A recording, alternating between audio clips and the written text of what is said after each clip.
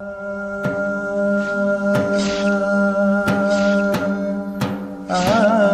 लीला, एक आध्यात्मिक सहवास.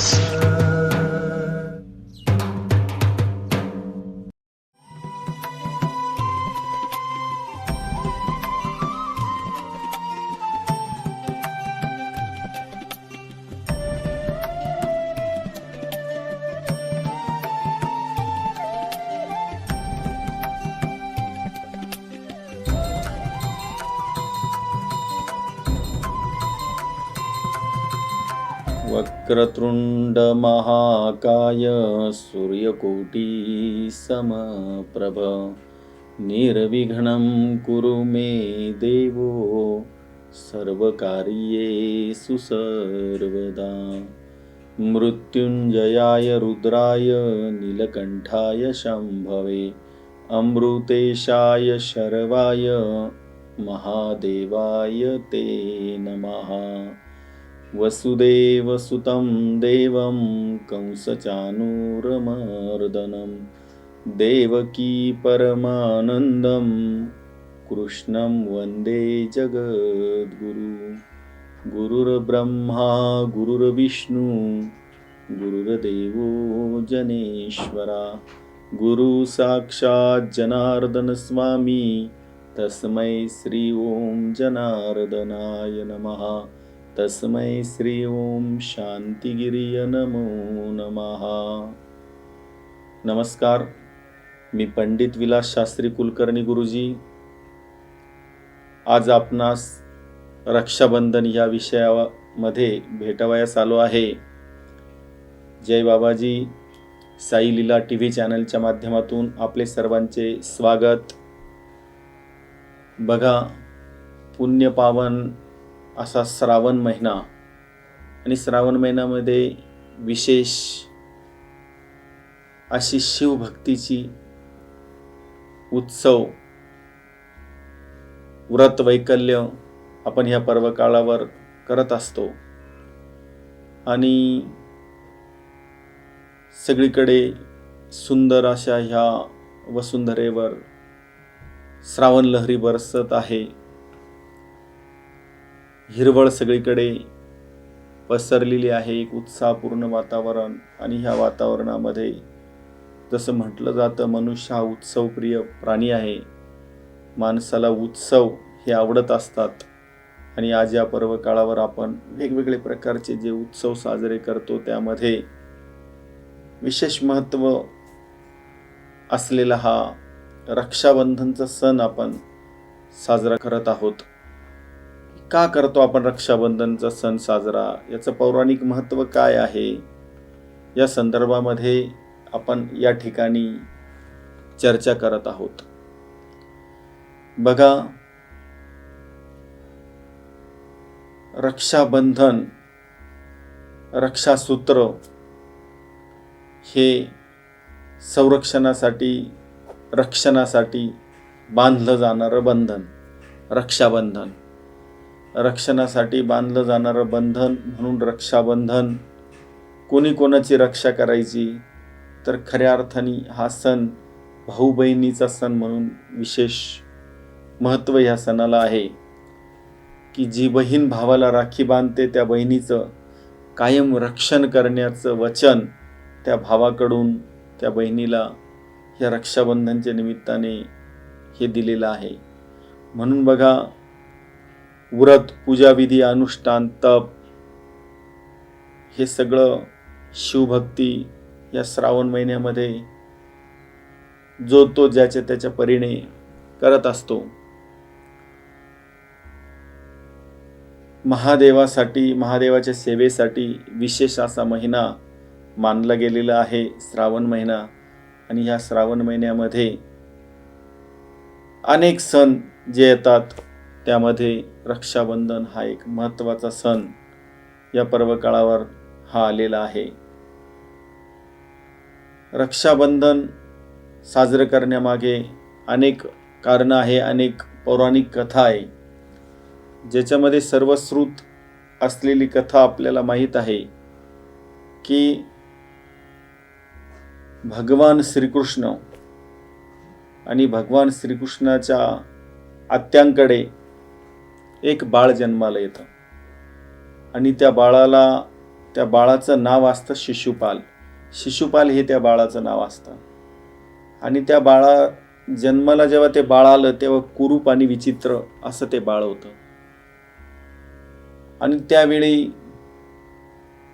त्या शिशुपालाच्या आई वडिलांना त्यांच्या गुरुकडून असं सांगण्यात आलं की हे बाळ ज्याच्या हातात जाऊन याचं रूप सुंदर होईल त्याच व्यक्तीकडून याचा मृत्यू होईल. म्हणून त्या बाळाला जन्म झाल्यानंतर सगळ्यांनी त्याला घेतलं. कोणाकडूनही त्या बाळाचं काही रूप पलटलं नाही.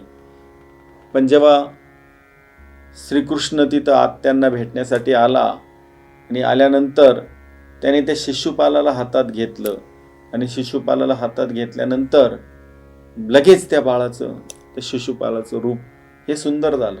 जो कुरूप होता, जो विचित्र होता, तो लगेच सुंदर झाला, लगेच चांगला झाला. आणि लगेच चांगला झाल्यानंतर त्या भगवान श्रीकृष्णाच्या आत्यांना कळलं की याचा मृत्यू सुद्धा भगवान श्रीकृष्णाच्या हातून होणार आहे. आणि त्यांनी भगवान श्रीकृष्णाकडून वचन घेण्याचा प्रयत्न केला किंवा विनंती त्याला केली भगवान श्रीकृष्णाला की तू शिशुपालाला मारणार नाही असं आम्हाला वचन दे. भगवान श्रीकृष्णाने सांगितलं की याचं मरण जर माझ्या हातून असेल, अशी भविष्यवाणी जरी असेल, तरी मी याला मारणार नाही. पण किती दिवस मारणार नाही की जोपर्यंत याचे 100 गुन्हे होणार नाही, याचे मृत्यूदंडाची शिक्षा द्यावी असे 100 गुन्हे याचे होणार नाही तोपर्यंत मी याला मारणार नाही असं सांगण्यात आलं. आणि बघा, तो शिशुपाल दिवसेंदिवस मोठा होऊ लागला आणि त्याच्या हातून वेगवेगळ्या प्रकारचे गुन्हे हे घडत होते. आणि भगवान श्रीकृष्ण त्याच्याकडे दुर्लक्ष करत होता. भगवान श्रीकृष्ण त्याचे ते गुन्हे दुर्लक्षित करत होता, कारण त्याने वचन दिलं होतं की मी 100 गुन्हे याचे झाल्याशिवाय याला मारणार नाही. आणि त्याला असं वाटत होतं की भगवान कृष्ण जो आहे तो माझं काहीच करू शकत नाही. आणि असं काही नसतं की याच्या हातून माझा मृत्यू होईल आणि त्याच्या हातून माझा मृत्यू होईल, मला कोणी मारू शकत नाही, मी बलवान आहे, मी शक्तिशाली आहे. एका प्रकारच्या अभिमानामध्ये तो शिशुपाल त्याचं जीवन जगत होता आणि त्याला त्याचे गुन्हे भरता आहेत, त्याचा पापाचा घडा भरतो आहे हे त्याला कळतच नव्हतं, त्याला समजत नव्हतं, त्याच्या लक्षात येत नव्हतं. आणि तो आवर्जून जिथं संधी भेटेल तिथं भगवान श्रीकृष्णाचा अपमान करायचा आणि एक एक गुन्हा त्याचा वाढत राहिला. जिथे मिळेल, जसं मिळेल तसे अनेक प्रकारचे गुन्हे त्या शिशुपालाने केले. पण भगवान श्रीकृष्णाने त्याचे अनेक गुन्हे हे माफ केले, कारण त्याला 100 गुन्हे झाल्याशिवाय मारणार नाही असं वचन भगवान श्रीकृष्णाने दिले होतं. आणि तो भगवान श्रीकृष्णाचा सुद्धा अपमान करायचा, भगवान श्रीकृष्णाला सुद्धा नको ते बोलायचा आणि भगवान श्रीकृष्णाचा वेळोवेळी अपमान करायचा. पण भगवान श्रीकृष्णाने त्याच्याकडे कायम दुर्लक्ष केलं. एकदा राजसभेमध्ये भगवान श्रीकृष्ण उपस्थित असताना त्या शिशुपालाने मुद्दाम पुन्हा भगवान श्रीकृष्णाचा अपमान केला. भगवान श्रीकृष्णाला वाईट वक्ता असं तो बोलला आणि त्याचा तो 100वा गुन्हा होता. 100वा गुन्हा होता. त्याचे 100 गुन्हे भरल्यानंतर मात्र भगवान श्रीकृष्णाने काय केलं की त्याच्याजवळ असलेलं जे सुदर्शन चक्र होतं ते सुदर्शन चक्र फेकून मारलं आणि त्या सुदर्शन चक्राच्या प्रहारामध्ये सुदर्शन चक्र सोडल्यामुळे त्या शिशुपालाचं मुंडकं तुटलं. शिशुपाल 100 गुन्हे पूर्ण झाल्यामुळे तिथे मरून पडला. त्याचं शिर हे धडा वेगळं झालं. 100 गुन्हे पूर्ण झाल्यामुळे भगवान श्रीकृष्णाने त्याचा वध त्या ठिकाणी केला आणि त्याचं वध करून जे सुदर्शन चक्र आहे ते परत भगवान श्रीकृष्णाकडे आलं आणि त्यांनी ते बोटामध्ये धारण केलं. पण ते बोटामध्ये धारण करत असताना भगवान श्रीकृष्णाला जखम झाली आणि जखम झाल्यानंतर त्यातून रक्त वाहू लागलं. तिथं अनेक भगवान श्रीकृष्णाचे हितचिंतक तिथं उपस्थित होते. भगवान श्रीकृष्णाची सखी द्रौपदी पण तिथं उपस्थित होती आणि ह्या द्रौपदी सहित सगळेजण तिथं उपस्थित असताना प्रत्येक जण भगवान श्रीकृष्णाच्या बोटाला लागलं म्हणून त्याला बांधण्यासाठी चिंधी शोधत फिरू लागले.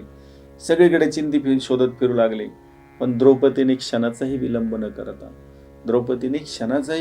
करता आपल्या शालूचा काठ हा फाडला आणि शालूचा काठ फाडून तो भगवान श्रीकृष्णाच्या बोटाला द्रौपदीने बांधला.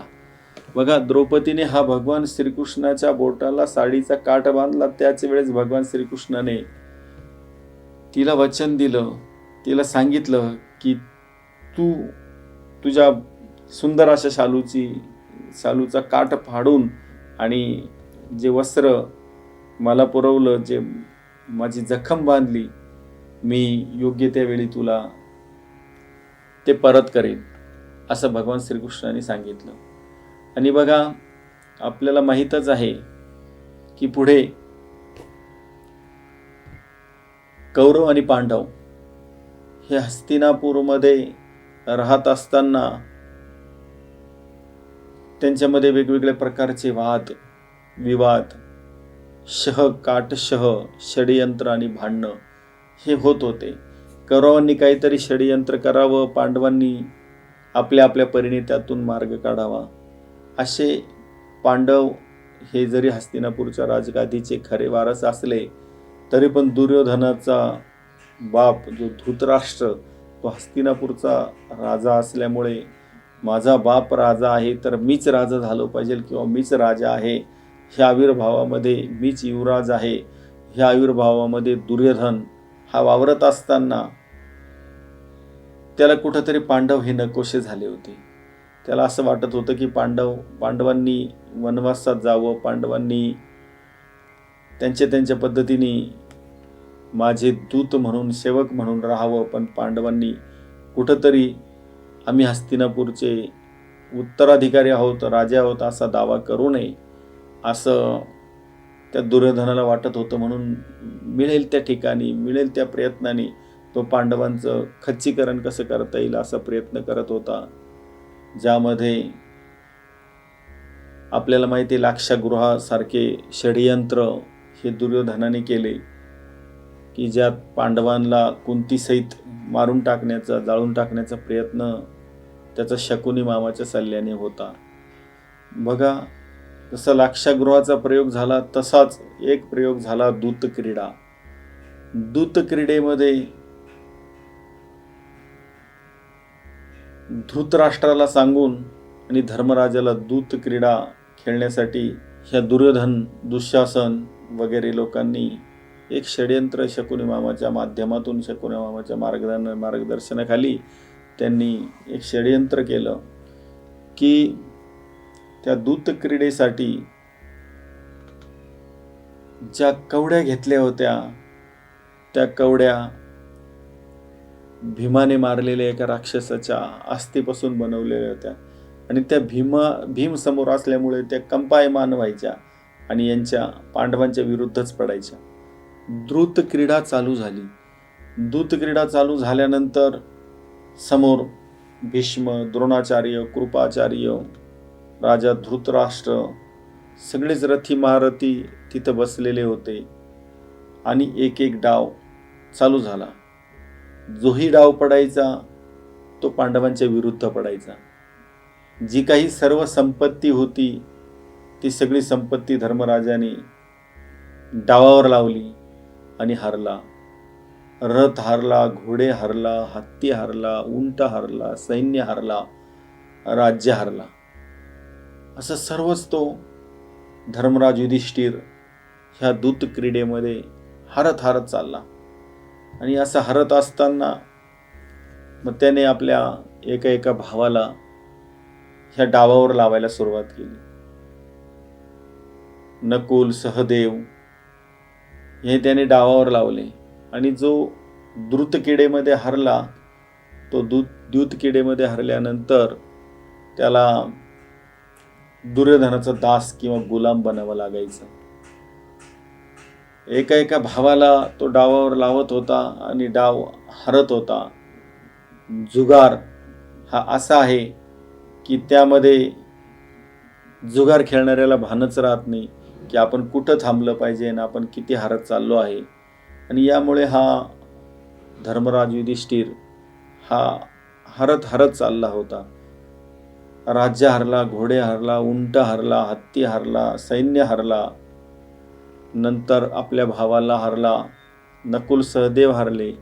नंतर त्याने अर्जुनाला डावावर लावलं आणि अर्जुनाला डावावर लावल्यानंतर ते फासे फेकण्यात आले आणि तेही फासे हे धर्मराज युधिष्ठिराच्या विरुद्ध पडले आणि अर्जुन पण हा कौरवांचा गुलाम झाला, दास झाला. जगातला सर्वोत्कृष्ट धनुर्धर अर्जुन हा सुद्धा त्या द्रुत क्रीडेमध्ये त्या कौरवांचा त्या ठिकाणी दूत झाला. नंतर भीमाला डावावर लावलं की जो जगामधला सगळ्यात उत्तम गदाधर होता. गदा कलेमध्ये गदेच्या क्रीडेमध्ये भीम हा निपुण होता. पण असा भीम, त्याला त्याचं पराक्रम, शौर्य, ताकद, ज्या भीमाला 100 हत्तींचं बळ होतं, आपण 100 हत्तींचं बळ होतं असा भीम, की लहानपणीच त्या भीमाला मारून टाकायचं म्हणून त्याला खिरीमधून त्याला विष देऊन आणि दुर्योधन दुःशासनाने त्याला समुद्रात, नदीत फेकून दिलं होतं. आणि त्या नदीच्या तळाला नागलोकामध्ये त्याचं विष नागांनी पिऊन घेतलं आणि त्याला वर दिला होता की हा आमच्या नागकुळातला आहे, म्हणून तुला 100 हत्तीचं बळ प्राप्त होईल असं वर त्या भीमाला दिला होता. असं 100 हत्तीचा बळ असलेला भीम सुद्धा त्या ठिकाणी द्यूत क्रीडेमध्ये हरून गेला आणि त्याला सुद्धा त्याचं काही करता आलं नाही किंवा निमूटपणे त्याला तिथं खाली मान घालून बसावं लागलं, कारण मोठ्या भावाने द्यूत क्रीडेमध्ये त्याला हरला होता आणि मोठ्या भावाचा शब्द कोणी काही टाळत नव्हतं. अशा प्रकारे भीमही गेला, अर्जुनही गेला, नकुल गेला, सहदेव गेला, सगळं राज्य गेलं. आणि अशा परिस्थितीमध्ये आता आपण काय करायचं, आता कोणाला डावावर लावणार असा प्रश्न दुर्योधनाकडून विचारण्यात आला. त्यावेळेस धर्मराजाने सांगितलं की मी मला स्वतःला डावावर लावतो, मी मला स्वतःला पण डावावर लावतो असं सांगितलं. धर्मराज युधिष्ठिरनी स्वतःला डावावर लावलं. आणि बघा, धर्मनीतीमध्ये निपुण असलेला हा धर्मराज युधिष्ठिर त्या ठिकाणी त्याला त्याच्या कोणत्याही नीतीचा, जिथं विदुर होते की जे नीतिशास्त्रामध्ये निपुण होते, जिथं पितामह भीष्म होते, जिथं द्रोणाचार्य होते, जिथं कृपाचार्य होते, राजा धृतराष्ट्र होता, असे सगळे लोक तिथं असून सुद्धा कोणीही त्याला वाचू शकलं नाही. कोणीही त्याला, दुर्योधनाला किंवा दुःशासनाला हे चुकीचं आहे असं म्हणत नव्हतं किंवा त्यापासून परावृत्त ते करत नव्हतं. आणि त्या ऐकण्याच्या मनस्थितीमध्ये सुद्धा दुर्योधन नव्हता. अशा स्थितीमध्ये धर्मराज युधिष्ठिराने स्वतःला डावावर लावलं आणि तेही फासे उलटे पडले आणि त्यात धर्मराज युधिष्ठिर स्वतःला हरला, स्वतः हरून गेला. स्वतः हरल्यानंतर पुढचा विषय आला की धर्मराज युधिष्ठिर, तू स्वतः हरलेला आहे आणि दूत क्रीडा अजून पूर्ण झालेली नाहीये, आता तू कोणाला डावावर लावशील, आता तू कोणाला डावावर लावशील.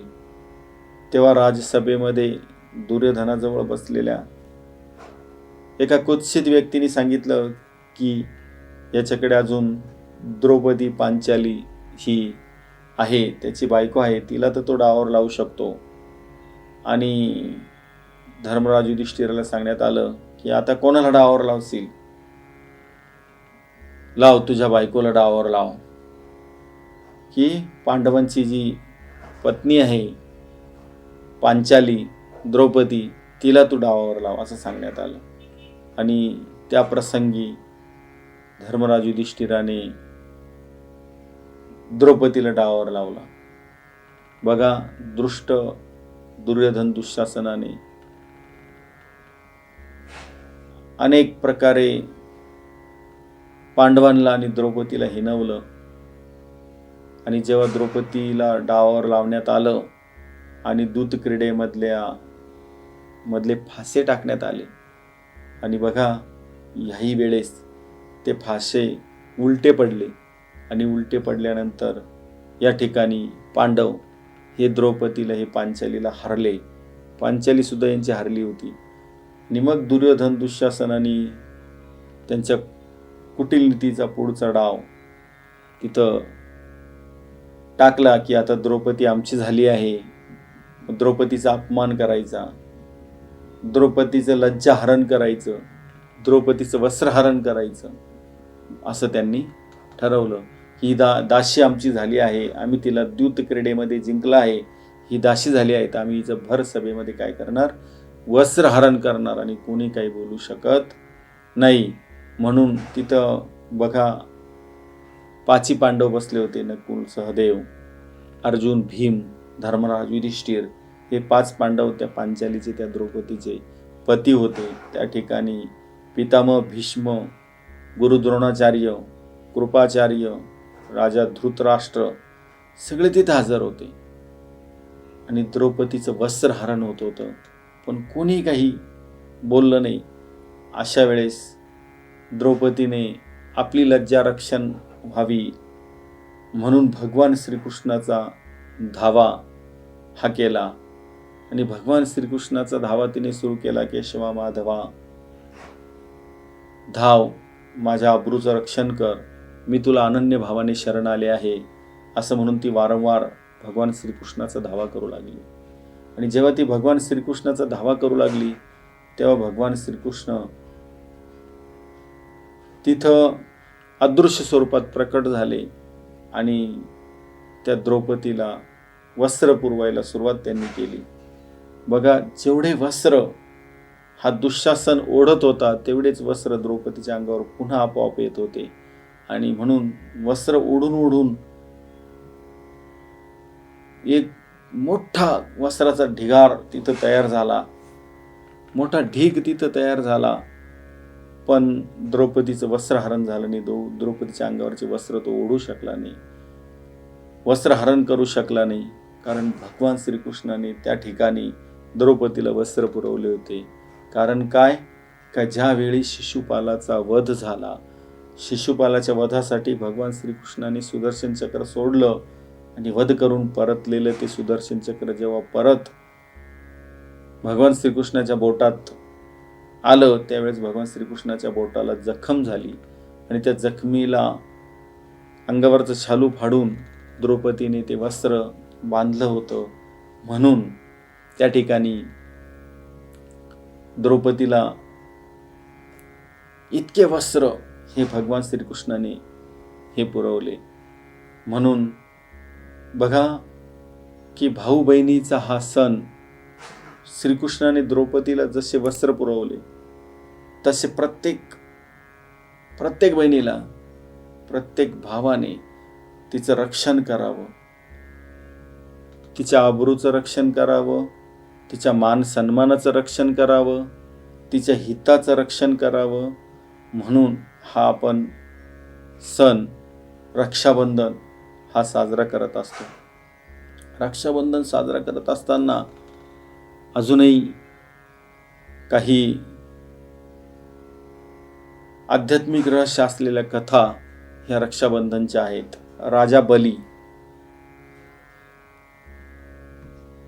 राजा बली हा महान तपस्वी हा राजा होता आणि त्याने अनेक यज्ञ केले आणि त्याचं पुण्य वाढलं की तो इंद्रपदाचा दावेदार झाला, की इंद्रपदावर बसेल इतकं पुण्य त्या राजा बलीचं झालं. आणि राजा बली हा भक्त प्रल्हादाचा नातू होता. जरी तो राक्षस कुलामधला होता पण तो शिवभक्त होता. तो महादेवाची भक्ती, महादेवाची सेवा करणारा होता आणि महादेवाची उपासना करण्यासाठी त्याने अनेक तप केले आणि अनेक यज्ञ केले ह्या यज्ञाच्या आणि तपाच्या प्रभावाने तो इंद्रपदाचा दावेदार झाला. आणि मग इंद्राला आपलं राजपद जाण्याची भीती वाटू लागली आणि आपल्या राजपदावर हा राजा बली बसेल याची भीती त्याला वाटू लागली. आणि मग तो भगवान विष्णूकडे गेला आणि भगवान विष्णूला त्याने सांगितलं की राजा बलीची तपश्चर्या ही वाढत आहे, याचं यज्ञाचं पुण्यबळ याचं वाढत आहे आणि हा इंद्रपदावर बसेल, इंद्रपद हा प्राप्त करील, याच्यासाठी तुम्ही काहीतरी करा. राजा बली हा दानवेंद्र होता, दानी राजा होता. आणि मग त्याच्यासाठी काय करायचं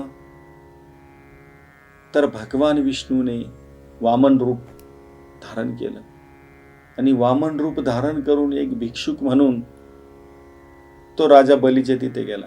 राजा बली कोणालाही परत पाठवत नव्हता, तो दानी राजा होता. भगवान विष्णू वामन रूप घेऊन तिथे गेले तेव्हा त्यांनी सांगितलं की भिक्षा दे राजा. राजाने सांगितलं तुला काय पाहिजे ते मागून घे, तुला जे पाहिजे ते तू मागून घे. भगवान विष्णू रूपी वामन म्हणाला तू तुझ्या शब्दापासून तर परत फिरणार नाही ना. त्याने सांगितलं नाही, मी माझ्या शब्दापासून कधी परत फिरत नाही, तुला जे पाहिजे ते तू मागू शकतो. वामनाने सांगितलं मला काहीच नको आहे, मला फक्त 3 पावलं भूमी पाहिजे, मला 3 पावलं भूमी दे असं सांगितलं. बघा 3 पावलं भूमी मोठ्या आनंदाने ती मागून मागितलं तर काय मागितलं, काहीतरी जास्त तरी मागायला पाहिजे होतं. 3 पावलं भूमी फक्त तू मागितली वामन असं म्हणून त्या वामनाला 3 पावलं भूमी देण्याचं वचन हे त्या राजा बलीने दिलं की 3 पावलं भूमी मी तुला देईल. आणि त्या ठिकाणी 3 पावलं भूमी द्यायची ठरवली. ती 3 पावलं भूमी त्या राजा बलीकडून त्या वामनाने त्या ठिकाणी घ्यायचं ठरवलं. पहिलं पाऊल ठेवून जे स्वर्गलोक आहे ते स्वर्गलोक हे वामनाने त्याच्या महाकाय पायाखाली स्वर्गलोक त्याने ताब्यात घेऊन टाकलं. दुसरं पाऊल त्याने पृथ्वीवर ठेवलं आणि सर्व पृथ्वी त्या वामनाने त्याच्या पायाखाली घेतली. स्वर्ग गेलं, पृथ्वी गेली. आणि हे बलीच्या लक्षात आलं की ही कोणी सामान्य व्यक्ती नसून हा भगवान विष्णूचा अवतार आहे की जो 2च पावलामध्ये त्याने स्वर्ग आणि पृथ्वी ही त्याने पायाखाली घेतलेली आहे. आता 3रं पाऊल कुठं ठेवायचं असं वामन हा भगवान विष्णुरूपी वामन त्या बलीला विचारू लागला का 3रं पाऊल कुठं ठेवायचं. तर ते बलीच्या लक्षात आल्यानंतर बलीला कळलं की हे भगवान विष्णूच आहे. त्याने स्वतःचं मस्तक, स्वतःचं डोकं पुढे केलं आणि सांगितलं की माझ्या डोक्यावर तुम्ही 3रं पाऊल ठेवा, म्हणजे माझा 3 पावलं दान केल्याचा संकल्पही पूर्ण होईल आणि मला भगवान विष्णूच्या चरणस्पर्शाखाली, भगवान विष्णूच्या पायाखाली मला मृत्यू येईल असं सांगितलं. आणि म्हणून पहा 3रं पाऊल हे वामनाने त्या राजा बलीच्या डोक्यावर ठेवलं आणि 3रं पाऊल त्याच्या डोक्यावर ठेवून त्याला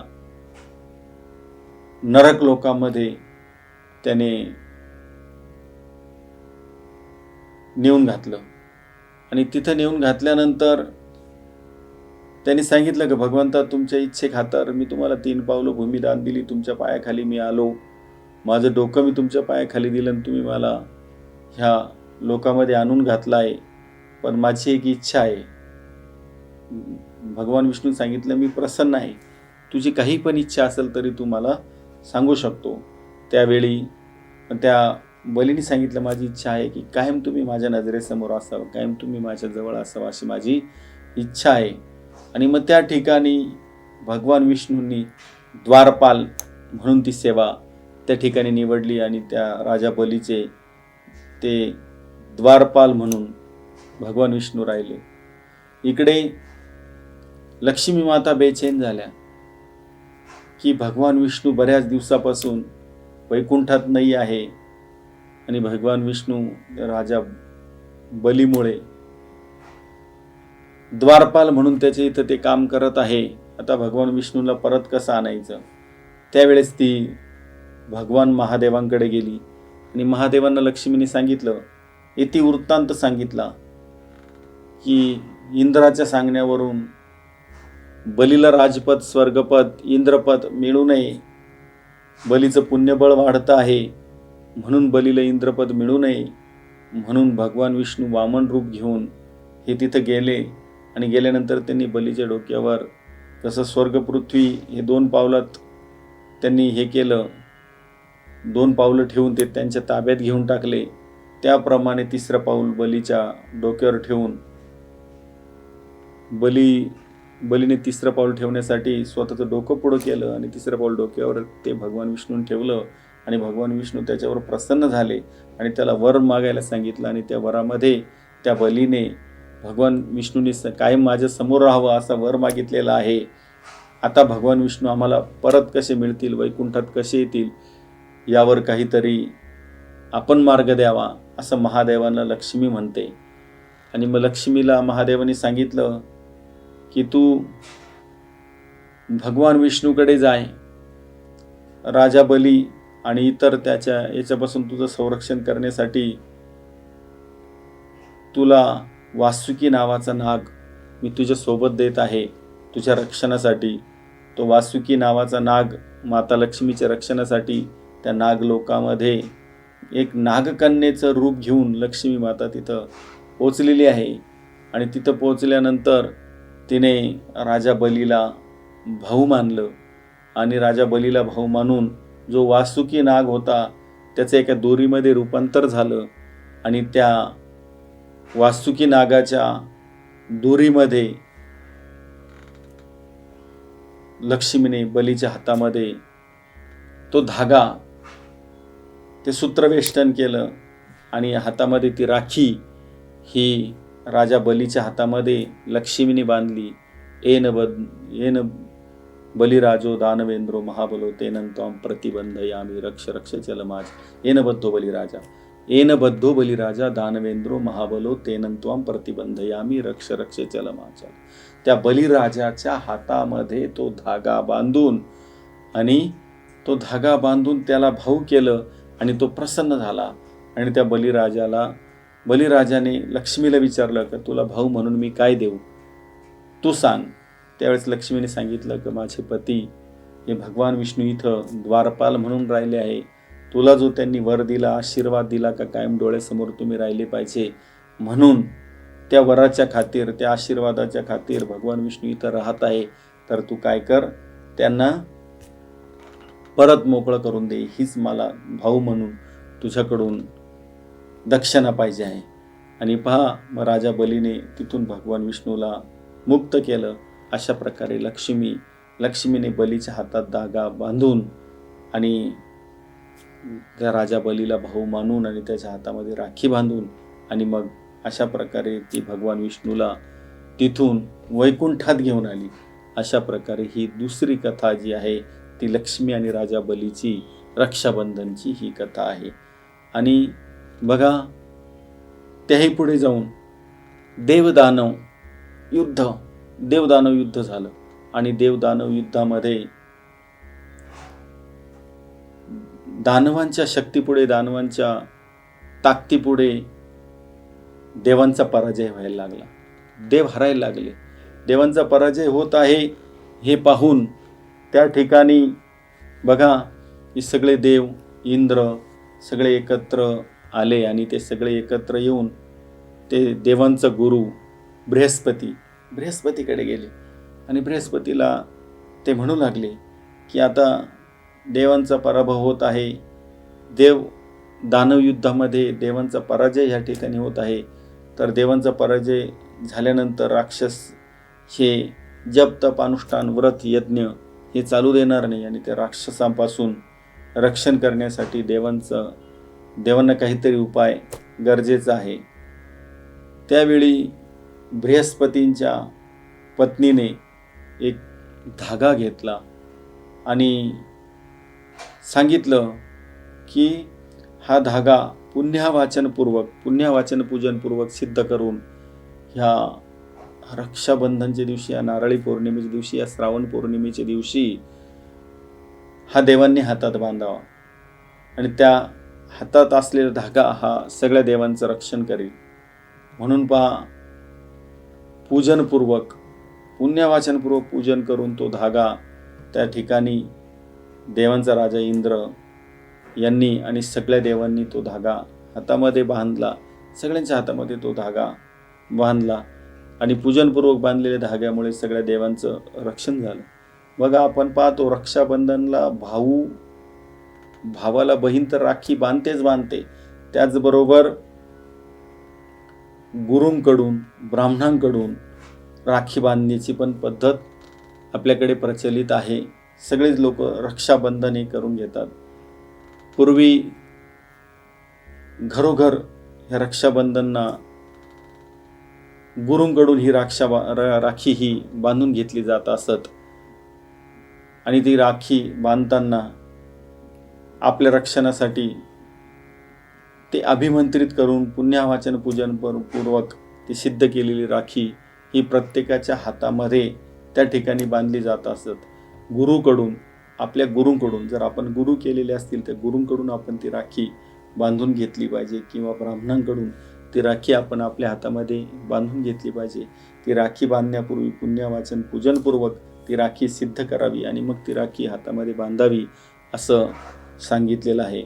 म्हणून पहा, अशा प्रकारे ह्या ज्या बलिराजाने जो लक्ष्मीकडून धागा बांधून घेतला किंवा इंद्रसहित सगळ्या देवतांना रक्षासूत्र बांधून त्यांचं देवदानव युद्धामध्ये रक्षण हे झालं, हे सगळे प्रसंग जे होते श्रावण पौर्णिमेला होते. म्हणून श्रावण पौर्णिमेला रक्षाबंधन हे साजरं केलं जातं. रक्षाबंधन हे श्रावण पौर्णिमेला ते साजरं केलं जातं. त्याचं कारण अशा पौराणिक कथामध्ये अनेक वेळा अशा घटना ह्या त्या तिथीला, श्रावण पौर्णिमेला ह्या पूर्वी घडलेल्या असल्यामुळे त्याच तिथीला अशा प्रकारचे उत्सव आणि सण हे साजरे केले गेले. रक्षाबंधन हे श्रावण पौर्णिमेला साजरं केलं. ज्या प्रकारे बलिराजा असेल, शिशुपाल आणि दुर्योधन आणि द्रौपदीचं वस्त्रहरण, हे याच्यापासून भगवान श्रीकृष्णाने द्रौपदीला जसं वाचवलं आणि तिला वस्त्र पुरवले, त्याचप्रमाणे लक्ष्मीने बलीला हातात धागा बांधून आणि भगवान विष्णूला बलीच्या दरबारातून, बलीच्या राज्यातून ती वैकुंठात परत घेऊन आली. देवदानव युद्धामध्ये हातामध्ये असलेल्या धाग्यामुळे देवांचं रक्षण हे त्या ठिकाणी झालं. तसा प्रत्येक जणाने ह्या श्रावण पौर्णिमेच्या दिवशी म्हणजे रक्षाबंधनच्या दिवशी प्रत्येकाने आपल्या बहिणीकडून राखी बांधून बहिणीचं संरक्षण करण्याचं हे वचन द्यावं, बहिणीचं संरक्षण हे करावं. त्या ठिकाणी आपल्या गुरूंकडून, ब्राह्मणांकडून हातामध्ये राखी बांधावी. राखी बांधण्याची पद्धत आहे. हा रक्षाबंधन हा सण आपण कसा साजरा करणार? आपल्या वैदिक संस्कृतीमध्ये असलेल्या ह्या सणाचं आपण उत्सवपूर्वक हे स्वागत केलं पाहिजे. मग काय करणार? ह्या सणाच्या दिवशी आपण सकाळी लवकर उठून अभ्यंग स्नान करावं. तर ब्रह्ममुहूर्तावर लवकर रोज आपण उठलं पाहिजे. जागला तो जगला, झोपला तो मेला. जो सकाळी लवकर उठल तो निरोगी राहील, त्याचं आयुष्य चांगलं राहील आणि त्याला 3 महत्त्वाच्या ज्या प्रहरामध्ये जो ब्रह्ममुहूर्त आहे आणि सकाळचा जो प्रहर आहे, सकाळच्या प्रहरी म्हणा श्रीहरी, सकाळच्या प्रहरी लवकर उठून काहीतरी शुभचिंतन आणि विधिविधान आपल्या हातून झालं तर त्याची ऊर्जा आपल्याला दिवसभर राहते.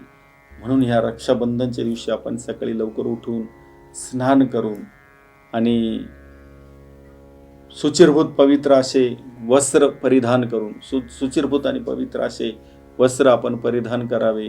माता भगिनींनी सुद्धा नवे कपडे त्या दिवशी परिधान करावे आणि सडा रांगोळी, गुढ्या तोरणं, आपण ज्याला म्हणतो दरवाजाला तोरण त्या सणाच्या निमित्ताने आपण बांधावं. सडा रांगोळी करावी आणि सुगंधित असं वातावरण करावं. मंगलमय असं वातावरण आपल्या घरामध्ये आणि परिसरामध्ये करावं, की सुगंधित अशी अगरबत्ती, धूप किंवा सुगंधी द्रव्याचं प्रक्षालन त्या ठिकाणी करून वातावरण असं पवित्र आणि सुगंधित त्या दिवशी करावं. मंगलवाद्य वाजवावं किंवा आजकाल आपण मोबाईलवर किंवा CD प्लेअरवर आपण काही मंगलवाद्य लावू शकतो आणि ते मंगलवाद्याची धून आपल्या घरामध्ये लावावी. सर्वांनी त्या दिवशी रागू नये, चिडू नये, ओरडू नये. सणाच्या दिवशी बघा, कोणी रागून, ओरडून, चिडून बोलू नये. सगळ्यांनी एकमेकाशी प्रेमपूर्वक आणि हळू आवाजात हा संवाद करावा. कोणाला राग येईल, कोणाचं मन दुखेल असं त्या दिवशी कोणी वागू नये.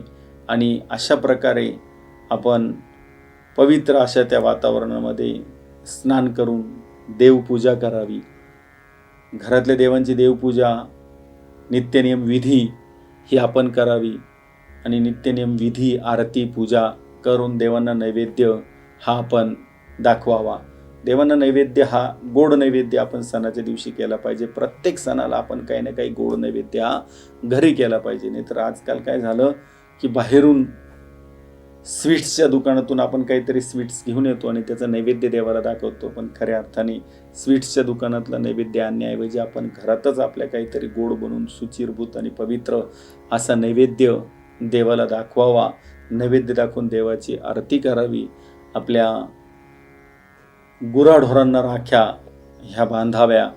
आपल्या व्यवसायाच्या ठिकाणी तराजू असेल, गल्ला असेल, अशा ठिकाणी सुद्धा राखी बांधावी का परमेश्वराने आपल्या सगळ्या ठिकाणी हे रक्षण करावं.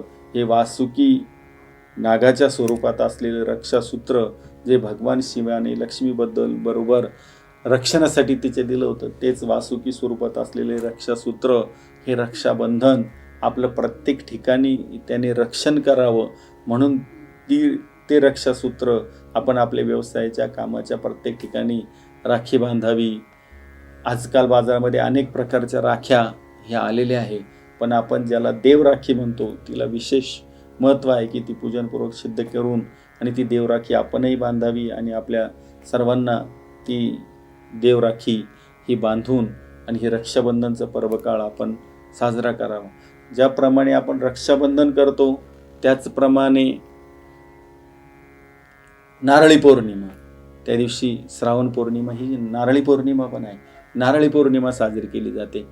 कशी नारळी पौर्णिमा साजरी केली जाते की जे मत्स्यमार बांधव आहे हे समुद्रामध्ये भरती असल्यामुळे, पावसाळ्याचे दिवस असल्यामुळे, समुद्राला भरती आलेली असल्यामुळे काही दिवस समुद्रामध्ये मासेमारी हे बंद ठेवतात किंवा माशांचा हा प्रजनन काळ पण असतो, त्यामुळे सुद्धा मासेमारी ही बंद ठेवली जाते. मग नारळी पौर्णिमेला समुद्राचं पूजनपूर्वक पूजन करून आणि समुद्रामध्ये सोन्याचं नारळ टाकलं जातं आणि समुद्राचं पूजन करून सोन्याचं नारळ या दिवशी टाकलं जातं. म्हणूनही याला नारळी पौर्णिमा असे म्हणतात की मत्स्यमार बांधव या दिवशी समुद्राचं विधियुक्त असं पूजन करून त्याच्यामध्ये समुद्रामध्ये हे सोन्याचं नारळ टाकतात. म्हणून नारळी पौर्णिमा म्हणूनही हा सण साजरा केला जातो. असा हा रक्षाबंधनचा सण, याला शास्त्रपुराणामध्ये धार्मिक रहस्य आणि ऐतिहासिक महत्त्व हे खूप आहे. अनेक वेळोवेळी भावाने आपलं रक्षण करावं म्हणून बहिणीने भावाच्या हातामध्ये हे रक्षाबंधन केल्याचे अनेक उदाहरणं, अनेक अनुभव आपल्याला ग्रंथपुराणामध्ये दिसतील.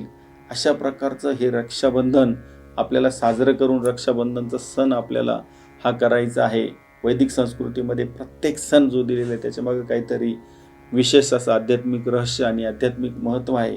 ते आपल्या कल्याणासाठी, आपल्या हितासाठी आणि आपल्या चांगल्यासाठीच ऋषीमुनींनी सगळे सण लावून दिले आहे. ज्याच्यामध्ये भाऊ बहिणीचं नातं असेल, त्या भाऊ बहिणीच्या नात्याला अधिक दृढ करण्यासाठी रक्षाबंधनसारखे सण हे आपल्याला दिलेले आहे.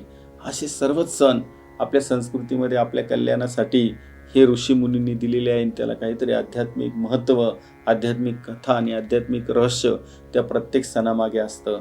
अशा प्रकारे प्रत्येक सण आपण हा समजून जाणून आपण साजरा करणार. संत येतात आपण करतो.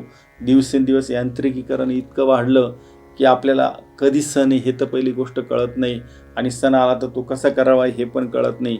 मी तो सण कसा साजरा करावा हेही आपल्याला कळत नाही. परंतु बघा की अभिनंदनाचा मुद्दा आहे की साई लीला टी व्ही चॅनलच्या माध्यमातून प्रत्येक सणाचं महत्त्व आपण इथं या ठिकाणी विशद करत आहोत आणि प्रत्येकाने हा कार्यक्रम आपणही बघावा आणि इतरांनाही या कार्यक्रमाची माहिती देऊन प्रत्येक सणाचं धार्मिक महत्त्व ह्या एक आध्यात्मिक चॅनलच्या माध्यमातून आपल्याकडे येत आहे, त्याचा सगळ्यांनी आनंद घ्यावा आणि इतरांना आनंद द्यावा. या रक्षाबंधनच्या पर्वकाळावर आपल्या सर्वांना रक्षाबंधनच्या शुभेच्छा आणि सर्वांना खूप खूप शुभाशीर्वाद. जय बाबाजी, जय बाबा.